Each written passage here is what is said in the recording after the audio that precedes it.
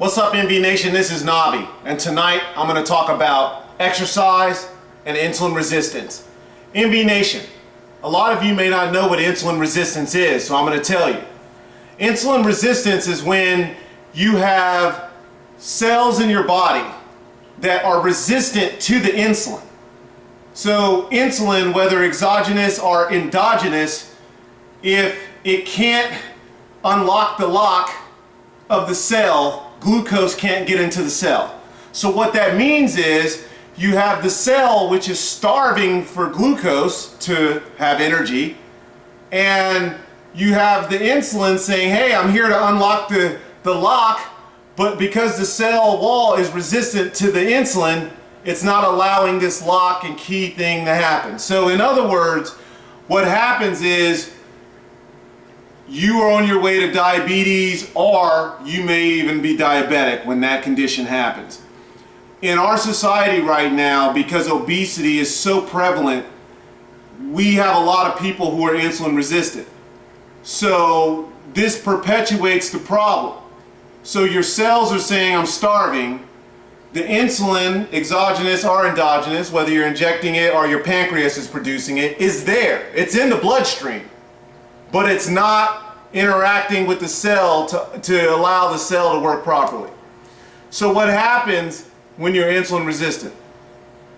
Basically, your blood sugar levels go up. Why? Because you have all this blood sugar floating around in your bloodstream that can't get into the cell because the cell is resistant to the insulin to allow the glucose to get into the cell. So why is this important? Well, it's important because there is one main drug that reduces insulin resistance, and that drug is called thiazolidinediones, okay? Better known as TZDs or glitazones. Now, TZDs essentially reduce insulin resistance and allow the cell to work properly. So the insulin binds to the receptor, allows glucose in the cell, everything goes back to normal, right? Well, guess what else reduces insulin resistance, NV Nation? Exercise. So you have a pill or you have exercise. So if people exercise, that alone reduces insulin resistance. In fact, there's an article that I'm going to post on the blog by Doug Dupont, and he basically did a summary, and he summarized that if you do 60 minutes of exercise, it reduces insulin resistance so much, like significantly. I think he said about 25%. That's huge, all right?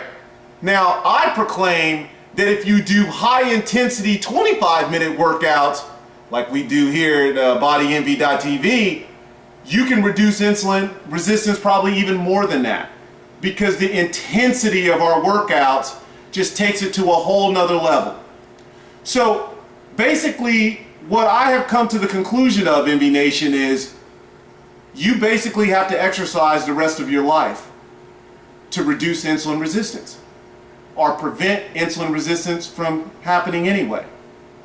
So this is really important, because as our society becomes more obese, insulin resistance is just going to become more prevalent.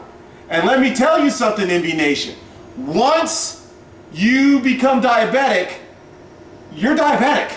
Essentially, the beta cells on your pancreas have died off, so you're no longer producing insulin, which means, hey, you're going to have to start injecting insulin. Or if you are producing insulin, you're not producing enough to offset the glucose load that you're getting from your meals. So exercise is the key to reducing and I think almost eliminating insulin resistance. So NV Nation, this is not an in and outer. You must exercise.